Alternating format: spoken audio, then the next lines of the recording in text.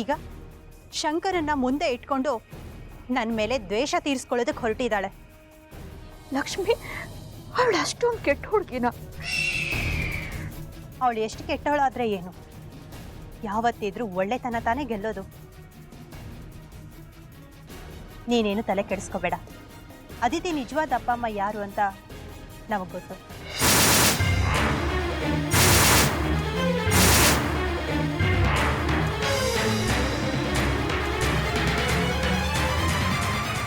ಅವ್ರನ್ನ ಈಗ ಮೀಟ್ ಮಾಡಿ ಮಾತಾಡಿಸ್ಕೊಂಡು ಬರ್ತಿದ್ದೀವಿ.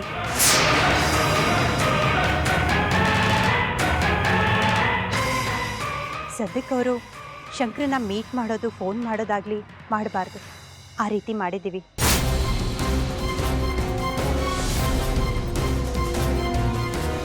ಅಂದರೆ ಅವ್ರು ಯಾರು ಅನ್ನೋದು ನಿಮಗೆ ಗೊತ್ತಾ? ಅವ್ರು ಯಾರು ಲಕ್ಷ್ಮಿ? ಏನಂತ ಹೇಳಿ ಬಂದಿದ್ದೀರಾ? ಸಮಯ ಬಂದಾಗ ಅವ್ರು ಯಾರು ಅಂತ ನಿನಗೆ ಗೊತ್ತಾಗುತ್ತೆ.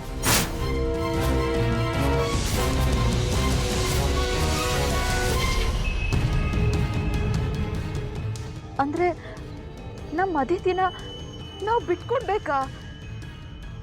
ಅದು ಯಾವತ್ತಿಗೂ ಸಾಧ್ಯ ಇಲ್ಲ.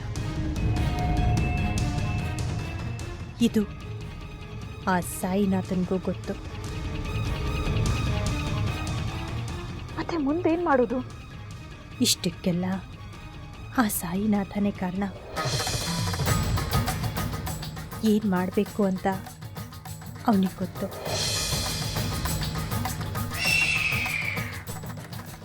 ಎಲ್ಲ ಆ ಸಾಯಿನಾಥನ್ಗೆ ಬಿಟ್ಟಿದ್ದು. ಅವನೇ ಒಂದು ದಾರಿ ತೋರಿಸ್ತಾನೆ.